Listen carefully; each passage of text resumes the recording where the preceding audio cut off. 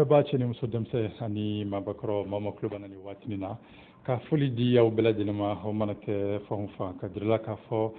nin waati in na tulo bɛ émission entrepreneuriale de la min bɛ lase lamɛnbaaw ni filɛbaaw bɛɛ lajɛlen ma dimanche o dimanche k'a daminɛ nɛgɛ kanɲɛ 14 na ka taa bila nɛgɛ kanɲɛ 15 la heure kelen ye bɔɲɔgɔnko kɔnɔ an bɛ ɲɔgɔn sɔrɔ ka masala ayiwa kɛnyɛrɛye baara kan gɛlɛya minnu b'a la mali kɔnɔ nɔgɔya minnu b'a la k'a fɔ u b'a kɔnɔ espérance b'u la an bɛ kuma o fana ka espérance kan ka se ka kɛ misaliya ye jeunes ma cogoya min na bi kɔni o bɛnna an ka émission ta ko bi seegin ani sabanan de ma n'ala sɔnna i n'a fɔ laadalako la ani funankew de bɛna ɲɔgɔn sɔrɔ ka masala entrepreneuriat babu dɔ kan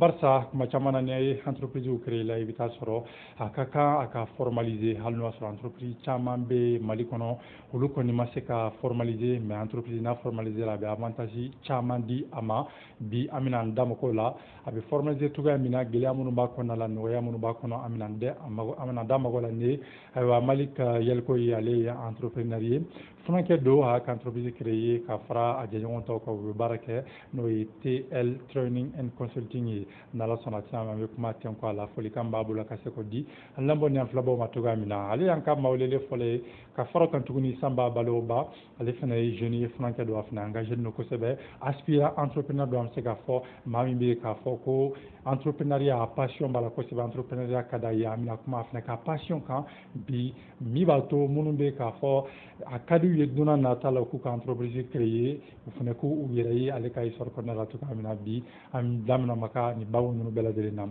nin waati kelen na an bɛ live la page caman sanfɛ an bɛ live la radio Sahara FM ka page Facebook sanfɛ ka fara o kan an bɛ live la entrepreneuriat par excellence Mali page fana sanfɛ ani ne yɛrɛ ka page personnelle ni ayiwa studio du Mali maa o maa bɛ ka lajɛ nin waati in na an bɛ foli u bɛɛ lajɛlen ma Kalu Magasipali o nɛgɛ kɛrɛfɛ la n'ala sɔnna n'a fɔ laadalako la dala sunsun o bɛ sɔrɔ an ka jɛmukan kɔnɔna la ka fara o kan n'an ka maa welelenw n'o ye interview na masala caman kɛ u ka parcours kan ani u ka passion fɛnɛ kan n'ala sɔnna an bɛ minnu nɛgɛ kɛrɛfɛ fan fɛ sɔɔni ka se ka na an ka babu kɔnɔna la.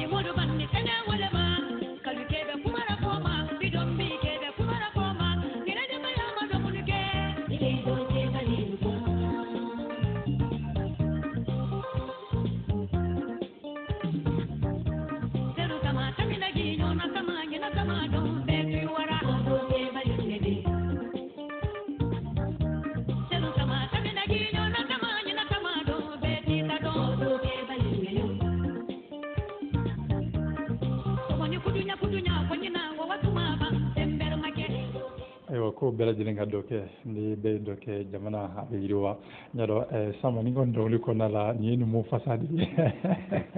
a cogo di ça va baasi tɛ quoi tɔɔrɔ foyi tɛ yen nɔ i ka foli kan ka ɲɛsin filɛbɔ ni lamɛnbaaw bɛɛ lajɛlen ma an bɛ radio Sahara FM lamɛnbaga bɛɛ lajɛlen fo nin wagati in na k'a lajɛbaga bɛɛ lajɛlen fo mɔgɔ mɔgɔ tɛmɛna émission entrepreneuriat la bi yanni ka se bi ma k'u bɛɛ lajɛlen fo mɔgɔ minnu fɛnɛ bɛna fɔ an kɔ ka foli lase olu bɛɛ lajɛlen ma k'i yɛrɛ fo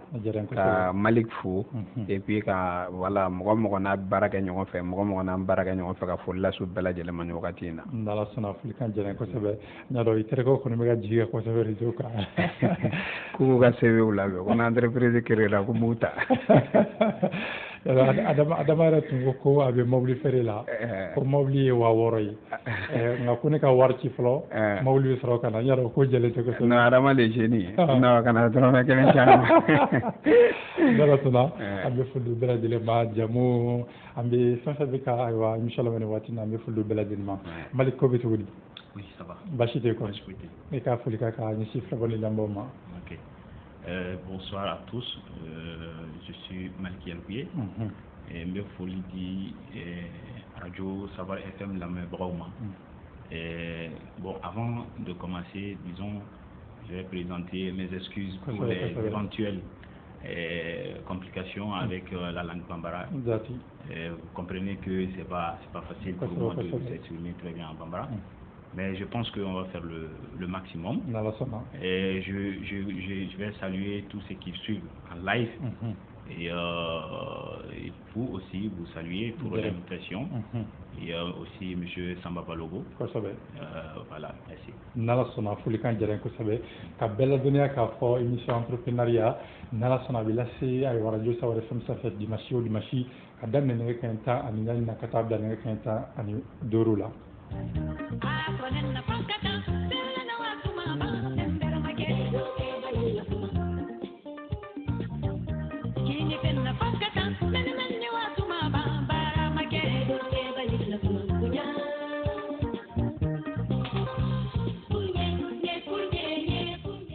Halbi ni watina ambe direct la page chama sanfé ka page tugunu bela de l'info studio du Mali ambe live lo sanfé ni watina avec plus de 300 000 abonnés ka farakan tuguni entrepreneuriat par excellence ambe live lo fne sanfé radio Savoir FM ka page Facebook beno ka mawulu kwa aywa jamkan no partage ko se mi bato funango biseka aywa kuna funu mo soro tuga mina barsa déjà kuna funu ka chan divertissement fan réseau ka au cas réseau ka TikTok na antara au sanfé divertissement bina na Facebook sanfé divertissement bi akaka kuma do la continue ka aki fenwaro kan miti divertissement do ray barsa ay jamana ka fo gele au ka changa jamana kono ko sibe wala sa gele no bela dilin ka se ka wuli kuma do la foka ay wa hakilu nyana maya ka hakilu kunu ka se ka mawu nyeshi entrepreneuriat matoga mina na la sono ko ni o tita donia do ko atita kuna funa do ko o kuna funa o ko ni soro no ma o yi émission entrepreneuriat yi aka tutoga sila dimanche ni jamukani ka fako ina fo aywa hanyi ala sa matoga mina dala sumsumi obeti manka jimuka kono dokun ambara nyoy baraji ma dumbia ayala la ka mawnika barako gelambe mali kono ay ngal chamaten ko mawla jumani se ka afroyi solution bani bala o jabi demana ma soro la ami freka ka o lamenyon fe yani ka do an ka babu kono la ne kɔni hakili la faamaw k'a lajɛ u ka emploi créer hakilina yɛrɛ hali ne yɛrɛ min tɛ faama ye n'i ye anw ɲininka an ka jamana taacogo ɲuman na bi an bɛ se ka caman fɔ n'a fɔra mali kɛnɛ ka bon dugukolo ka bon mali kɔnɔ le mali est tellement vaste i bɛ se ka office du Niger n'a ɲɔgɔnnaw ka emploi créer minnu bɛ carré kɔnɔ sisan i b'u ta comme contractuel ka sɛnɛ foro ka malo sɛnɛ. denmisɛnninw ka emploi quoi a bɛɛ ye fɛn kelen de ye koyi a bɛɛ ye marako kelen de ye parce que tellement que hali denmisɛnnin t'a sɔrɔ i b'a don kalan na bi t'a sɔrɔ dogo ɲɛnama t'a la n'a mɛ i bɛ baara ɲɛna sɔrɔ n ko ladamu de bɛ yen mɔgɔ bɛ i bɛ mɔgɔ ye kalan b'a la mais est-ce que i bɛna ta baara minɛ est-ce que o maîtrise b'a la nkalon ni fɛn bɛɛ kɛra nkalon ye u bɛɛ ekɔlidenw bɛ ban kalan ma denmisɛnninw bɛ ban mara ma k'a bɛɛ kɛ kalabanjɛ ni fɛnw ye diplôme bɛ taa san min maîtrise t'i la n'a fɔra k'i ka ta ka bila baara i tɛ se k'o kɛ k'o ɲɛ o an ka baarako gɛlɛn yɛrɛ fana filɛ hali n'i taara baara la sini bɛ gɛn ka bɔ a la parce que a maîtrise t'i la o dɔrɔn de don faut que an ka kalan ɲini k'a dɔn n ka ɲi ka baara jumɛn de kɛ diɲɛlatigɛ kɔnɔ n ka ɲi k'a ɲini k'a dɔn n ka ɲi ka min kɛ n'u dɔn dɔrɔn i bɛ lafiya ka diɲɛ sotigi kɔnɔ. ayiwa n'ala sɔnna ni tun ye jaabi kunkurunin sanba ɲadɔ i ye furankɛ ye an bɛ se k'a fɔ réalité min bɛ baarako la jamana kɔnɔna la i fana bɛ dɔɔnin don a la i ye mun de faamuya ninnu ka jaabiw kɔnɔna la. bon ni u ka jaabiw ta ka jateminɛ i b'a la u bɛ ka o axe fɛn minnu kan a fɛn caman ye mali réalitéw ye mali baarako tiɲɛw don puisque ni ye n yɛrɛ dɔ ka kuma mɛn ale ko ko u ka essayer ka mali exploiter parce que ni ye mali jateminɛ mali potentialité minnu bɛ mali la k'a lajɛ ko baarako bɛ tila ka gɛlɛya un pays avec une superficie de 1,231,238 km, 1,231,238 km carrés avec une population de 20 millions d'habitants. Donc, aux 20 millions d'habitants, ils n'arrivent pas olu tɛ ka se ka baara sɔrɔ ni voilà 20 milliards la ko tɛ ka se ka baara sɔrɔ ni espace ba in kɔnɔna la donc fɛn min don a kuma i b'a n'a ye wala i bɛna ye ko dabalibanko don quoi puisque i bɛ jamana dɔw ye avec 100 millions d'habitants mais i bɛ taa sɔrɔ u ka superficie tɛ Mali bɔ alors que dugukolo dun ye fɛn de ye dugukolo ye fɛn nafama de ye n'Ala y'a di jamana min ma donc a kan ka exploiter de donc ni dugukolo ma se ka exploiter ko caman bɛ yen nɔ olu bɛ se ka o kɔlɔlɔw bɛ sɔn ka caya quoi en même temps dɔ fana y'i da sigi min ye denmisɛnninw ka formation kan voilà donc n'i y'a jateminɛ c'est vrai formation ko in n'i y'a kuma ta k'a jateminɛ ani tiɲɛ ka surun puisque an ka formation ninnu très généralement formation tɛ minnu adaptelen don an ka jamana ye réalité la parce que n'i y'an ka jamana ta k'a jateminɛ sɛnɛ baganmara commerce mɔni olu de ye an ka jamana sɔrɔda bolo belebelew ye bon n'i y'a ta k'a jateminɛ n'i ye Mali kalandenw ta k'a jateminɛ mɔgɔ hakɛya min bɛ ka kalan kɛ o domaine kɔnɔna la a mɔgɔ ka dɔgɔ bon n'i dun y'a jateminɛ ka mɔgɔw former san caman ka tila k'u labɔ ko fo u ka tila k'u réadapter système dɔ wɛrɛ la donc je vois que c'est extrêmement compliqué donc perte de temps de do yan'a ko temps perdu au lieu de voir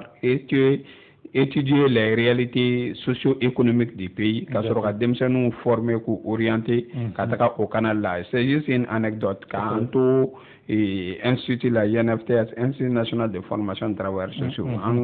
matière de géographie rurale donc an yɛrɛ ka san exposé fɔlɔ bɛnna a ma ko les potentialités et les aléas de développement du Mali bon on a essayé d'aller fouiller un peu les documents on a vu que mɔgɔw ye baara badenw de kɛ cogoya min na Mali jamana bɛ se ka exploiter cogoya min na maliyɛn bɛɛ lajɛlen bɛ se ka lafiya cogoya min na ainsi de suite donc ne kɔni bolo c'est une question de politique ni politique ye a orienter cogoya min na denmisɛnninw ka laɲiniw bɛ se ka bɛn jamana politique tagacogo ma a ka ca Ala fɛ baarako gɛlɛya in bɛ nɔgɔya quoi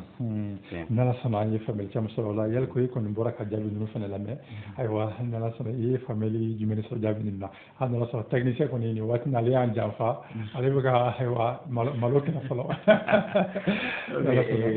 parmi les intervenants u ye fɛn caman fɔ u ye fɛn min fɔ nafaba de b'u la d'abord mɔgɔ fɔlɔ min ye jaabi fɔ a ko état de kan ka fɛn dɔ kɛ walasa jeunes ka baara sɔrɔ a ka kuma kɔnɔna na n'i y'a ta ka lajɛ bien sûr état ka jɔyɔrɔba de bɛ yen walasa chômage ka kɛlɛ walasa denmisɛnninw ka bɔyɔrɔ sɔrɔ après les études hali minnu ma kalan kɛ u bɛ se ka u yɛrɛ ta cogo min na o ye tiɲɛ ye mais fɛn dɔw fana bɛ yen an bɛ to ka état dɔrɔn lajɛ fɛn dɔw la état dɔrɔn tɛ se ka solution di ni problème ninnu ma il y avait un grand entrepreneur il y a un grand entrepreneur qui disait en l'occurrence Tony Elumelu Nigérian ka don a bɛ ka denmisɛnninw caman dɛmɛ a ko l'état ne peut pas créer la recherche l'état ne peut pas créer les emplois mais les entreprises peuvent le faire et voilà en kan ka dɔn ko état bɛ ka mun kɛ a kan ka dɔ fara a kan mais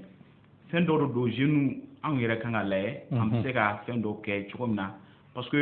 état dɔrɔn tɛ se ka nin bɛɛ kɛ état dɔrɔn tɛ se ka kɛ encore ni n'an ye jigi da état dɔrɔn kan a kɔngɔ bɛ caya solution tɛ sɔrɔ ne tun bɛ fɛ ka fara nin de kan a ka jaabi la maintenant jaabi filanan formation ko la o ye tiɲɛ ye formation comme Balogo a bien dit il y a question d'adaptation les formations sont données dans les facultés dans les instituts mais malheureusement sur le terrain souvent les demandes les besoins ne sont pas là souvent il n'y a pas question de adapter l'interconservé en réalité mais au dɔrɔn tɛ problème wɛrɛ fana bɛ yen an t'a souligner kosɛbɛ et surtout dɔw bɛ yen ou institut dɔw bɛ yen formation dɔw di bien sûr adaptelen don mais après la formation minnu ye formation suivre u tɛ se ka u yɛrɛ ta an bɛ se ka exemple ta i n'a fɔ institut bɔbaw dɔw bɛ Mali la minnu bɛ formation kɛ agronomie ni culture l'agriculture ni fɛn caman bɛ yen malheureusement après avoir eu des diplômes ou après avoir sorti ingénieur en agronomie ou autre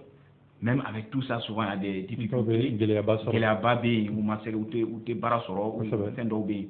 ne bolo formation adaptation bɛ yen mais formation mun bɛ an fɛ yen système yɛrɛ de kan ka lagɛ théorie ba de bɛ an ka formation na ka théorie ninnu bɔ a la ka kɛ pratique ye a kɛra cogo o cogo i ye formation mun kɛ ni tilala i bɛ se ka nafa sɔrɔ cogo min na surtout dans un pays comme le Mali comme Samba Balogo l'a bien dit, avec toute cette superficie et toute cette terre cultivable, comment on peut comprendre que on sait comme du moins là ko munu agriculture et la kala c'est ka u yɛrɛ ta ne hakili la fɛn caman bɛ yen an kan ka miiri paramètres bɛɛ la solution ɲuman sɔrɔ ko la quoi. Abeti Albi émission et entrepreneuriat avec la radio Savoir FM ça fait 91.7 en B Kabala zone universitaire la B université qui a fait no asaya fatuga mina filière baribe ka fo kuma dola am se ka fo lu nafa ka dogo ko sebe jama ko na la barsa be kalamun ke a kalam bara direct tan fe directement priorité woro be kuma dola ka nyeshi munuma na fo senebe du ko chamba ban fi en transformation industrie am se ka nyeshi lu bela dilema minu bola ainsi de suite métier kuma dola ka filière nunu chama yi donc ame na ni wati na ka présentation ko na la en bolon ko fe ka dalas musum na me yala malika madame nela bi se ka nyafol ka nyina malika yel ku yi région yi. Merci pour la question. La question jaranye maliki est entrepreneur de maliki yani ala ke entrepreneur yi maliki juriste de ni droit de kala et après avoir étudié le droit ni entreprise créée et une entreprise pareil ni ka mo formé à fin chamana d'abord droit mun ta entreprise français droit mun ko droit des affaires et en bɛ formation kɛ o kan an bɛ formation kɛ anglais ni fɛn caman wɛrɛ fana kan maintenant formation tɛmɛlen kɔfɛ an bɛ baara mun kɛ o ye fɛn de ka mɔgɔw accompagner assistance an bɛ mɔgɔw assister an bɛ minnu assister o ye entrepreneur ou bien minnu projet bɛ minnu bolo n'u bɛ fɛ ka entreprise créer mais u t'a dɔn kosɛbɛ mɔgɔ caman bɛ entreprise la u bɛ fɛn caman fɔ entreprise ko n'i bɛ fɛ ka kɛ entrepreneur ye i ka essayer ka économie dɔn i ka essayer ka gestion dɔn i ka essayer ka fɛn caman dɔn mais mɔgɔ caman bɛ droit bila kɛrɛfɛ mɔgɔ caman bɛ ɲinɛ o kɔ et pourtant droit jɔyɔrɔba de bɛ entreprise la parce que entreprise fɛn o fɛn a bɛɛ gulonlen don droit de la tout est question de relations juridiques mɔgɔw bɛ o minimiser tuma dɔ la n'i y'o minimiser n'i taara ɲɛfɛ i bɛ problème sɔrɔ mais n'i taara entreprise baw la i b'a sɔrɔ service dɔw yɛrɛ de bɛ yen a kɛrɛnkɛrɛnlen don droit affaires juridiques kan dans les banques et autres vous allez voir qu'il y a des services dédiés aux affaires juridiques maintenant pour les jeunes entrepreneurs minnu bɛ yen u bɛ ka daminɛ fɛn caman t'u bolo ani minnu bɛ projet b'u bolo u t'a dɔn kosɛbɛ a kan ka projet kan ka sigi cogo min na sur le plan juridique parce que sariyaw de bɛ yen kan ka bato voilà an b'o mɔgɔw guider o fana kɔnɔna na pour que mɔgɔw kana problème sɔrɔ au début et aussi pendant le fonctionnement de leur entreprise. An ka baara bɛnnen don o de ma. Ayiwa i ka entreprise bɛ se ka tɔgɔ fɔ an ye ani a y'a créé waati jumɛn. An ka entreprise tɔgɔ an y'a da anglais de la ko Tech Legal Training and Consulting an b'a abrégé ko TL Training Consulting. Entreprise an y'a créé en 2019 et a ka siège bɛ Bako Coroni Golf de la voilà. C'est ça. D'accord. Et quel est la singa walma ni mawro de fara ɲɔgɔn kan ka entreprise ni terikɛ dɔ ani frère fana don ale fana ye droit kalan an fila de y'a sigi a sen kan an tilala ka mɔgɔ wɛrɛ ɲini mun bɛ k'an dɛmɛ ka baara kɛ. N'ala sɔnna faamuyali caman sɔrɔ o la o la Sanba e kɔni entrepreneuriat ka di ye kosɛbɛ an bɛ se ka fɔ ni jeunes caman bɛ ɲɔgɔn fréquenter minnu ye entrepreneur ye yala mun de ye entrepreneuriat diya ye i ka présentation kɔfɛ. Ok, merci Kanute. Comme il y a fait on a né Samba Balogo Ba bon formation initiale, j'ai fait les lettres modernes au niveau de la FLESL. Donc après ça, je suis un travailleur social de formation au niveau de l'Institut national de formation de travailleurs sociaux et option développement social.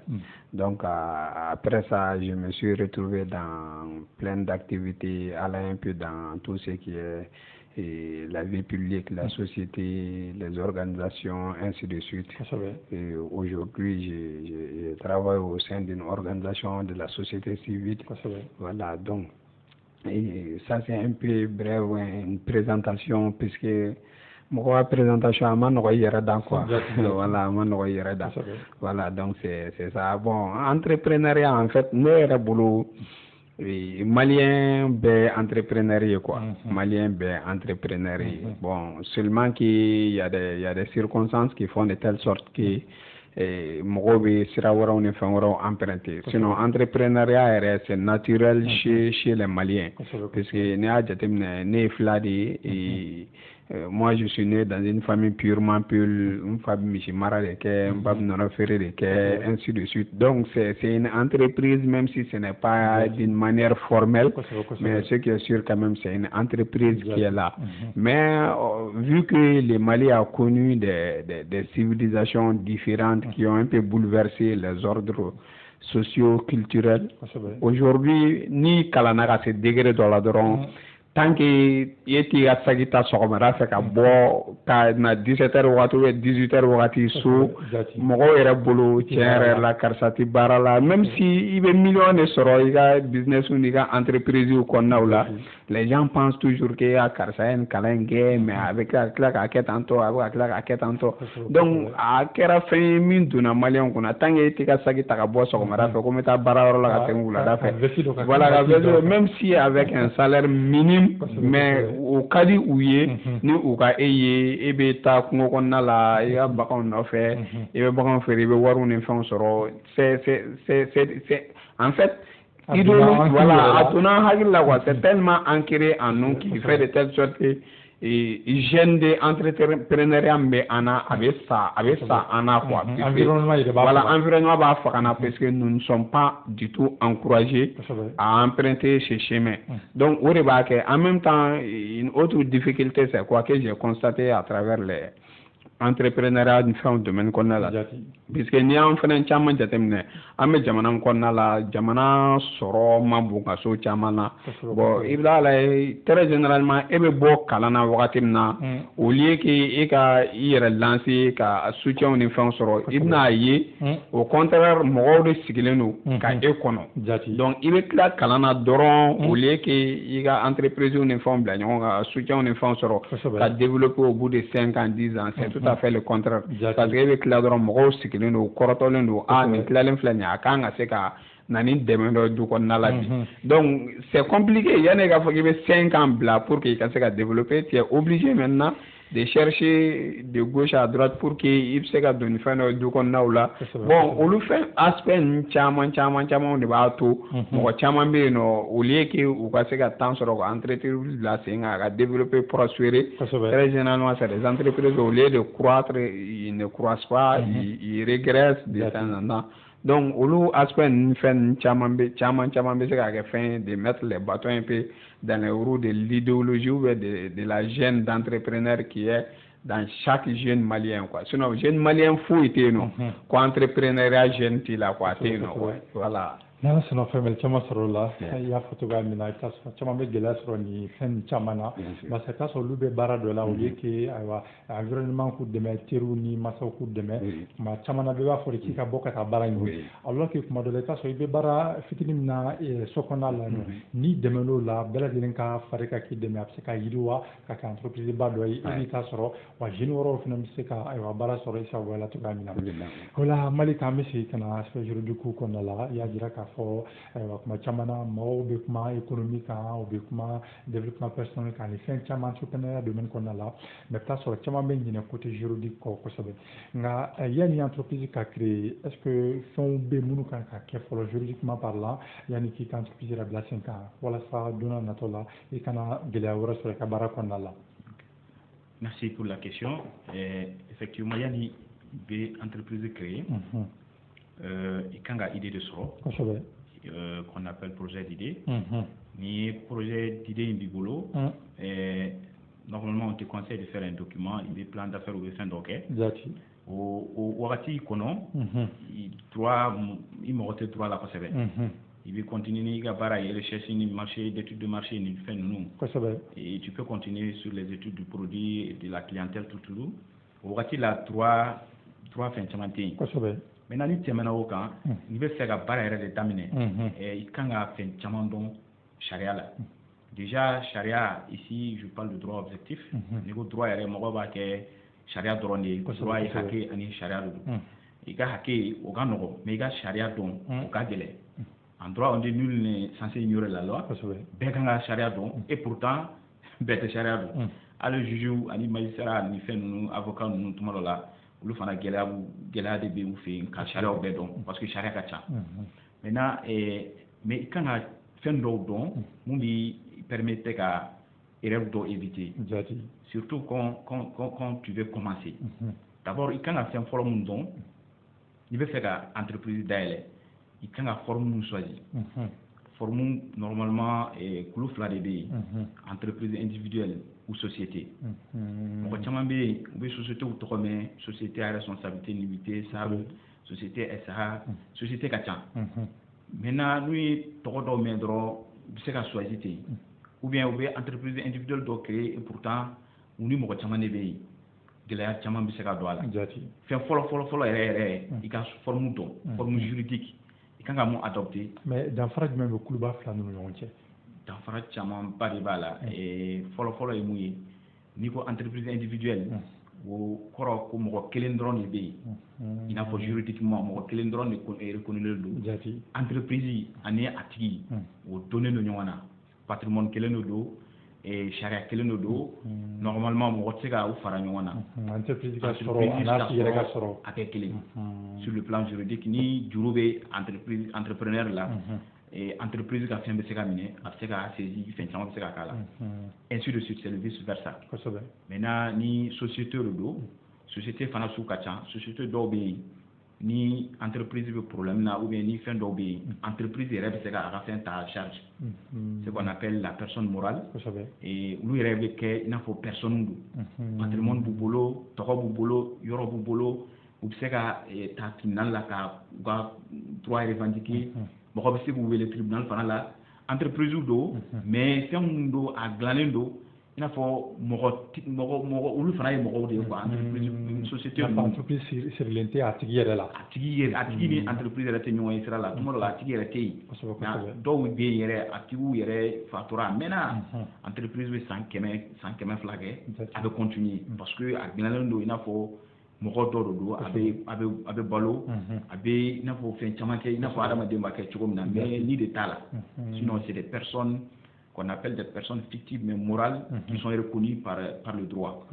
et maintenant différence baba yɛrɛ nu fila la o yɔrɔ de don patrimoine ko fana b'a la ani o tɛmɛlen kɔfɛ responsabilité n y'a fɔ cogo min na responsabilité tɛ kelen ye responsabilité tɛ kelen ye ani crédibilité fana tɛ kelen ye k'a fɔ ko ni entreprise individuelle don mɔgɔw se ka confiance dɔw ta ka d'a la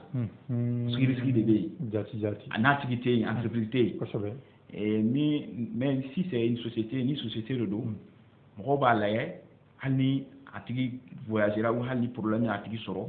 société bɛ continuer problème tɛ a bɛ continuer donc danaya da ka di mɔgɔw bɛ danaya d'a kan encore fɛn caman bɛ yen ale ka procédure compliquée don i tɛ se ka yɛlɛma cogoya dɔ la a bɛɛ ye notaire ni fɛn mɔgɔw de bɛ yen minnu bɛ se ka kɛ ka fɛnw changer maintenant avant tout cela même ce qui est important ninnu bɛɛ ka ɲi mais e yɛrɛ ka projet a bɛ bɛn jumɛn de ma par exemple si tu es un jeune tu veux commencer tu n'as pas assez de fonds ni fɛn caman t'i bolo i bɛ fɛ ka daminɛ i bɛ forme fila lajɛ a bɛɛ ka ɲi normalement bɛɛ n'a ka avantage n'a ka inconvénient de bɛ yen entreprise individuelle fana ka avantage bɛ yen a ka inconvénient bɛ yen société fana bɛ ten de maintenant e b'i ka projet de lajɛ i ka projet a kan ka bɛn forme jumɛn de ma par exemple tu es jeune tu veux commencer i bɛ se ka daminɛ entreprise individuelle la parce que o fɛn ka nɔgɔn a gestion ka nɔgɔn a ka impôt ni fɛn caman bɛ yen o bɛɛ ka nɔgɔn o ye individuel a création ka nɔgɔn a waribɔ caman t'a la notaire ko t'a la i b'a créer yɔrɔnin kelen a ka nɔgɔn maintenant ni bɛ fɛ ka fɛn daminɛ i ni mɔgɔ wɛrɛw de bɛ yen ou bien i bɛ fɛ ka fɛn mun daminɛ fɛnba de don ou bien il y a d'amener il peut faire il y a la mode là et il va donc faire mundo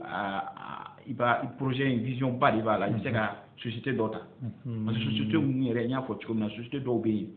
à gestion à moro doit obéir à gestion à galère depuis la création doit obéir à capital social c'est des millions au-delà de ça même on va dire faut plus flan dans les sociétés où il faut kacha société kacha société kacha mais c'est que d'abord société doula et société irani société ta société fana plus flan de bi en même forme nous société des personnes en une société des capitaux société des personnes au corps et mouille société mundo et mun ni ndo we mo di c'est-à-dire mo fla jera ka fait on créer mais mo fla we a créé ñon fait parce que be ñon don parce que u dalé ñon na jati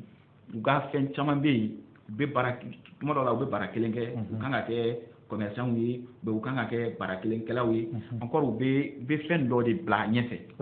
ma fo mo ko affection sociétatique ka intention dota et ni il choisit parce que dans le là parce qu'en fait c'est la fin que nous on fait oui société de personnes et dans société de capitaux on connaît capital de biens ou co de biens mo mo wote joint associé joint associé quand ka ni do bagado ou bien dans le là wotaalité mo mo do al na bora jamana wala kana ni capital da do ale se gado oui société de capitaux société de capitaux et am se ga cité société SA na fo banki ni fait chama be wu kan ka jago SA SA nous oui société normale société donc il veut faire qu'à force ça dit société fait bien nous lui SAI nous il dalile que qu'à force comme on sait qu'un investissement pour là al jama de gossa c'est que oui kata fin de ça au action ça au boulot non voilà avec eteni une société de capitaux qu'on est normalement ali lugaro là al mineur c'est que actionnaire et mo mundo société do la ou interdire le no ka actionnaire mais société de capitaux là per se ka mais mali comme est-ce que a ko nyabo no ko so mi se ka to mo ko se ka donc a ni société de SAI bo ko capitaux d'aller ya sa mo ko na investissement ce que ko nyabo no ko so mali comme effectivement mali kono est déjà fin de mali be jekul to la en be forme mako OHADA organisation pour l'harmonisation du droit des affaires en Afrique en Afrique du droit des affaires OHADA yi jekul mundo akabara benendo droit des affaires c'est-à-dire jamana tan wolo fla de bala Afrique jamana wala Mali bala depuis 1993 a créé au jekul kono charia de be c'est-à-dire une société ani commercier a bɛɛ de fɛngɛlen do OHADA de la c'est-à-dire charia mun bɛ Mali la droit société kɔnɔ société kan ka créer cogo min na a kan ka gérer cogo min na ani jɔn kan ka kɛ actionnaire ye jɔn man ka kɛ actionnaire ye a bɛɛ de fɛngɛlen do OHADA de la maintenant Mali Côte d'Ivoire il y a affaire de constitution na bɛɛ normalement charia kelen de bɛ yen OHADA jamana 17 y'a fɔ cogo min na u bɛɛ charia kelen dɔrɔn de b'u bolo mun bɛ ka kɛ Mali la o kelen de bɛ kɛ Côte d'Ivoire kelen de bɛ kɛ Sénégal o kelen de bɛ kɛ Bénin o kelen de bɛ kɛ Togo ainsi de suite maintenant pour la création au Mali ni taara y'a fɔ cogo min na OHADA charia bɛ yen a bɛɛ fɛngɛlen do ka ban ni taara dɔrɔn normalement hali ni taara agence pour la promotion des investissements au Mali c'est là-bas qu'on crée normalement taara u kan ka ɲɛf'i ye nin ye SA ye ale ka fɛn condition filɛ nin ale kan ka gérer cogo min na bon normalement a kan ka former pratique la u bɛɛ se ka u temps fana t'u bolo ka nin bɛɛ fɔ o de kama an ka baara ye mun ye yanni i bɛ taa appui la yanni i bɛ taa notaire fɛ yen i bɛ se ka an sɛgɛrɛ an bɛ se ka information d'e ma o la i bɛ taa ni choix dɔ ye n'i ye choix dɔ proposer u b'i indiquer ka créer a création bɛ kɛ cogo min na an y'a ka gestion maintenant olu tɛ n'i taara k'i ko n bɛ SA de créer u b'a fɔ ko SA capital il kan ka 10 millions de bila i ka compte kɔnɔ parce que o de bɛ 10 millions i kan ka 10 millions de bila i ka compte kɔnɔ après ça i kan ka na ni statut ye notaire de b'o kɛ notaire tuma dɔ la notaire dɔw b'a ta 500 ka statut yɛrɛ dilan statut o ye entreprise bɛ a ka sariyaw voilà a ka sariyaw yɛrɛ o tɛmɛnen kɔfɛ n'i taara ni i ka société i bɛ fɛ ka activité mun kɛ ni agrément ko t'a la u b'a ɲɛnabɔ ka d'e ma maintenant affaire tɔ in elle va gérer. Parce que ni SA ta nya fo chogom na a fait un pays comptabilité ni fin chama ne be imposition. Maintenant ni be fait ka sar l'état. Sar le société à responsabilité limitée. Normalement mo chama bo de tamalla. Mo chama be we sar l'état. Est-ce que vous ka del ki ya sama woro kana investissement que vous faites? Effectivement, sar mo ba ke munu be société classée ni classement flamme fo mo ba star ke société mixée ou à 5 clés capitaux là à 5 clés personnes là maintenant sarli à gestion d'abord à création fana kan no itara normalement notaire mo ko be wa biduru nyona deta à statut ke kadima o notaire ka wari maintenant capital social là sar la folo la million sabako de kumbala maintenant si ça ni tara au cité il sera sar que les mêmes si tu as 10 000 francs na do ana so warti ka compte ko ni wa tramanti ka compte ko ni sera sar créé et quand notaire ka wardu manzoron apana partition o apana ni sera sar créé quand il a créé aller gestion fana ka nogoni SAI oui sarli maintenant société woro fana be ko SNC société en non collectif ani doro be ko SAS société par action simplifiée mais nous utiliser le concept mal oui sarli ani SAS mo ko ba utiliser ça on fana société de capitaux SAS société par action simplifiée on fana société de capitaux mo ko ba utiliser mais sarl SA ani SNC il faut que moi société de personnes société en non collectif normalement en société kono entreprise chama be c'est des entreprises familiales.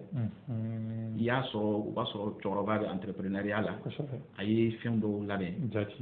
faire au baquet, mais forme juridique. C'est pas bien organisé, c'est pas formalisé. Mais nous devons faire formaliser la forme qui est plus intéressante. Oui, SNC. SNC. Parce que ni ba ira ko be commerçant follow flana ou be binyondo dans les nyona normalement parce que les familles qui les font très généralement c'est les familles c'est des entreprises familiales ou le ni formita maintenant nous t'aimer le coffre forme to be mais on va utiliser ko sebe maintenant j'ai fana be j'ai o be groupe follow de kono o fana jatelendo commerce société nous charia de société est réglementée j'ai fana réglementé le do là comme j'ai jamais bien en là j'ai normalement c'est le groupement d'intérêt économique lu koni bénéfice ko pas là mais mo nous be activité kelena ou be activité mun ke be domaine kelengono be fa nyonka ka fendo créer voilà ça ka dobo wa dépenser là j'ai bail ou après normalement après ñoo fait loi kelengono aywa na sona soni am kala si kana individuel ko nala parce que je ne tiens yok ma dolo sika fo ni waru wi songa tiawol mo ko sebe na fo notoro ka wari wa bidiru wa keme modola absika fo abisonga tia jeune entrepreneur ou chamama donc individuel be trito ma kala si kana la ma yana chame munu ne tra fi français ka jinimi soni am si kana kana kana kallu ma suba rasma be ka timena yamba de la donner ka fo jamukan ka albi ka partager radio Sawar FM émission entrepreneuriat.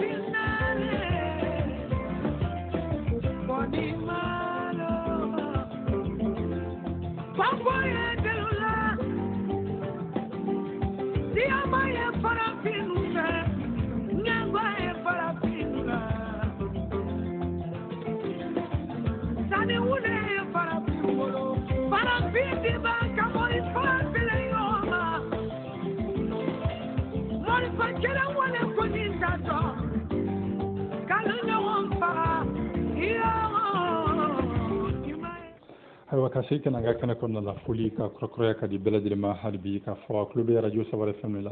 91.7 jemka o émission so ka fo émission entrepreneuriat la sona vela sif la wala mo beladi ma di mashi kadam ne kan ta ni na katabla ne kan ta ani dorula nala sona sama balo boma ani she malibi ka ni gal de matin ko la noyi ko ni bibina ni mbal da sra agriculture ma secteur ro mito yi nga don na trobe fait investissement que domaine du Manila précisément il fait ka il ka war de secteur du Manila et en fait ne va faire je sais pas n'a que plus mais m'a fait malheur concurrentiel quoi voilà ne va faire malheur fait que hygiénique là non en production et en conservation de lait pur et simple quoi voilà c'est ça puisque more donne mieux et puis l'existant est déjà là quoi l'existant est déjà là puisque non on bi Michibi, non, bon, avait fait d'une manière informelle, quoi. Avait fait d'une manière informelle. On a mort, benu, ravitaillé, crefela, dovena, ta, pratiquement, nous sommes du qu'on le loin de faire kaba. Après, mort, fait un peu boire, ou la, ta, donc, votre affaire, au second, à Canana, ou à Fonia, Kadi, Uma. Voilà, donc à beau aux situations de qu'on a la mais à Manakacho ni forme là parce que aujourd'hui là les choses évoluent vite quoi. Comme évoluer donc ça ne peut pas assez gâteau de manière informelle là quoi. Manakacho il faut que donne là à formaliser pour que munu yeraba ta olubska garantie morale lo soro ka kedro ko ama faire puisque anga kenen bien indemsenu en encore là comment ça va se passer na encore la antenne c'est qu'à faire tout et puis amna muneke et puis un senti amam ga faire la ni quelles ont été les retombées par rapport à notre vie et ainsi de suite donc waswen nous olu bere to kana kunna quoi me to ga la bon nous quand me ga faire bi mo go ga na ta boulot bi mais maintenant dans 10 ans dans 20 ans là est-ce que fanga bina kula toujours ka tantôt donc nous c'est qu'à continuer tantôt et puis avec attaque comme tantôt est-ce que ça pourrait continuer comme ça éventuellement donc olu nyingalu no fam be kana na raison pour laquelle il est nana ngo nan sera ka lay sanga a faranyo nga ka forme do da la ka lay chuga mina u ga fere chuga mina informel la tantôt be ka fere forme ka la et puis mo kana ko ravitailler qu'on soit ensemble, qu'on essaie d'aller un peu de l'avant, qu'on fait la ouli, qu'on fait en dehors de la famille même et les partenaires qui viennent maintenant. Mokoro fenam se kana la kase kana uirente u sendo ala chuka am se ka fena mabai en même temps même munum bega puma iterga munum bega puma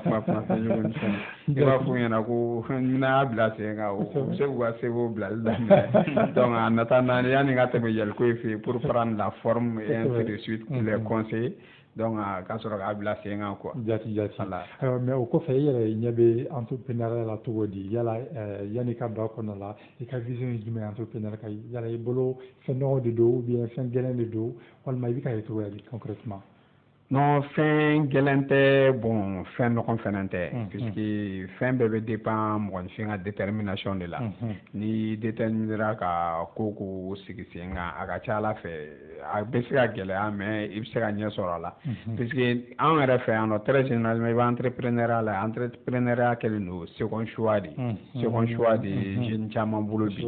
voilà puisque en clair kala puisque ita chama na ou droit kalan kasoro be droit là il se voit déjà magistrat procureur avocat notaire ainsi de suite donc là ils vont faire des stages dans ces cabinets là dans les tribunaux finalement voilà fɛn tɛ sɔrɔ quoi o hakilina ye min ye o tɛ sɔrɔ donc n'o ma sɔrɔ i ni sigilen tɛna se ka to ten tɔ donc caman b'i fara ɲɔgɔn kan o canal de kɔnɔna la ka essayer ka entreprise créer bon je trouve ça une très bonne chose quoi puisque n'a gɛlɛyara de a ka ca ala fɛ an bɛ solution ye quoi sinon n'a nɔgɔyara a ka ca ala fɛ solution caman tɛ sɔrɔ parce que ne kɔni ka yeta o parce que ne mɔgɔ caman dɔn u ma wuli u bɔlen dɔrɔn u ma girin ka essayer ka entrepreneuriat minɛ o tɛgɛ la quoi u ye fɛn caman kɛ fɔlɔ dɔn voilà ka se ka expérience sɔrɔ donc ko compliquera en même temps u nana ils se sont constitués ensemble u y'a essayer ka entreprise bila sen kan et heureusement il y a beaucoup de ces entreprises qui continuent de croire qui croient toujours qui partent de l'avant et c'est une très bonne chose dans le milieu de la jeunesse bon mais en nɔgɔya fana bɛ se ka kɛ min ye ne y'a jateminɛ on n'a pas entreprise c'est une forme d'étude puisque à gɛlɛya bɛ se ka kɛ min ye bi jeune caman bɛ yen nɔ ou juste moi j'ai vu que Kanouté a ouvert une radio ne fana b'a essayer ka taga radio dayɛlɛ je vois que Yalko a un cabinet ne fana bɛ taga essayer ka cabinet dayɛlɛ alors que peut-être tu verras que besoin min bɛ ne ka yɔrɔ la ce n'est même pas les mêmes besoins min bɛ Kanouté ka yɔrɔ la il se fait que chez moi il y a 10 radios déjà donc alors que lui à son niveau il n'y a que lui sa radio donc ale ka radio bɛ se ka rentabilité min kɛ ne tɛ se ka na taa implanter à côté des 10 radios ko ne bɔ rentabilité sɔrɔ quoi donc o erreur fana bɛ an caman sɔrɔ raison pour laquelle entreprise ni caman bɛ yen nɔ u tɛ taa ɲɛ parce que voilà an tɛ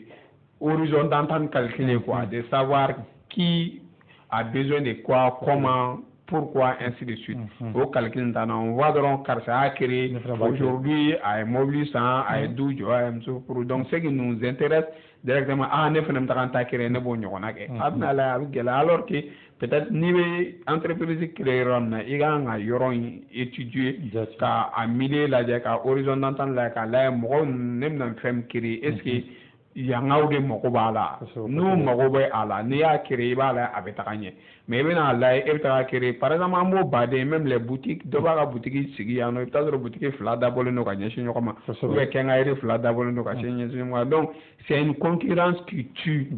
tue beaucoup nos entreprises alors que an dun kan ka jateminɛ karisa ye nin kɛ est-ce que ne bɛ se ka mun de kɛ sa ka karisa ta dɛmɛ cogoya min na sigida bɛ se ka lafiya cogoya min na anw yɛrɛ fana ka laɲiniw ye mun ye olu bɛ se ka sabati donc o gɛlɛya ni caman de b'a to i b'a la dɔw b'a daminɛ bi u b'a bila sini mɔgɔw b'a ko nin yɛrɛ sɛbɛkɛla tɛ ou bien ainsi de suite c'est compliqué quoi voilà c'est très compliqué jati ayiwa n ye faamuyali caman sɔrɔ o la hali bi toujours en tant qu'aspirant entrepreneur yala i bɛ ka fɛɛrɛ jumɛn de bila sen kan i ka hakilinaw kɔfɛ yaasa don n'a nataw la hakilina min b'i la ka se ka concrétiser cogoya min na bon ce qui est sûr n'a dɔn hakilina min bɛ na a bɛ concrétiser puisque i komi n yɛrɛ kuma fɔ cogoya min na n tɛna taga a kan ka sigi base min kan quoi ou bien fɛn min kan n tɛna bɔ tuguni n ko n bɛ taga o fɛn ɲini quoi bon d'ailleurs fɛn yɛrɛ bɛ yen nɔ kaban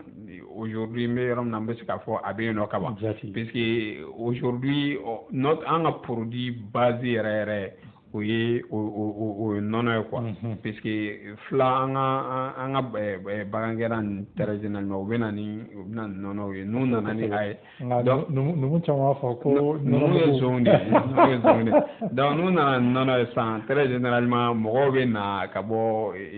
fɛnw na kɛrɛfɛ yɔrɔ na u bɛ na ta quoi donc n'u nana ta on a déjà mis une manière ni hakɛya min ta o bɛ fɛn ainsi de suite à la fin de la semaine a ye min ta a bɛ na ni donc on échange de parents an bɛ fɛn dɔw ta minnu bɛ taga